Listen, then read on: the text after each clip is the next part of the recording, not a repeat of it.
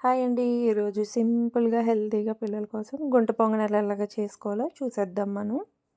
దోసల పిండండి నార్మల్‌గానే. అందులో కొద్దిగా జీలకర్ర వేసాను. ఇప్పుడు ఉల్లిపాయ ముక్కలు సన్నగా కట్ చేసుకున్న ఉల్లిపాయ ముక్కలు వేసుకుందాం. తర్వాత క్యారెట్ తురుము వేసుకుందాం.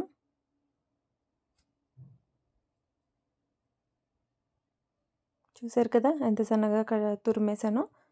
ఇప్పుడు కొత్తిమీర, పచ్చిమిరపకాయలు వచ్చేసి కారానికి తగినట్టుగా వేసుకోండి. ఇది నేనైతే సన్నగా కట్ చేసేదానికన్నా మిక్సీలో అయితే మిక్స్ చేసేసాననమాట. దీన్ని మంచిగా మిక్స్ చేసేసుకోవడమే.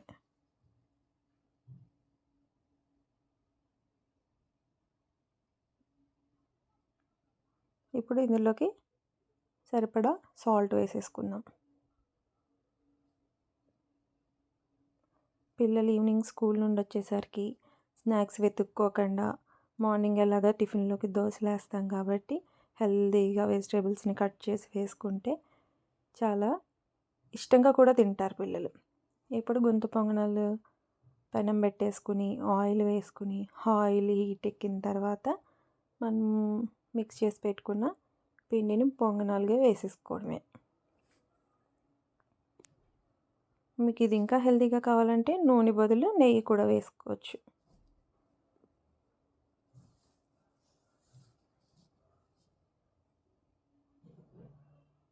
ఇలాగన్నిటిలో కూడా పిండిని వేసేసుకోవడమే.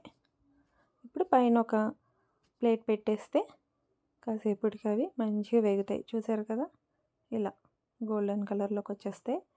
బాగా వేగితే ఈజీగా వచ్చేస్తాయి అన్నమాట. కింద అంటుకోకుండా ఉంటుంది, స్టిక్ అవ్వకుండా. చూస్తున్నారు కదా ఈ విధంగా వేగితే ఈజీగా వచ్చేస్తాయి అన్నమాట.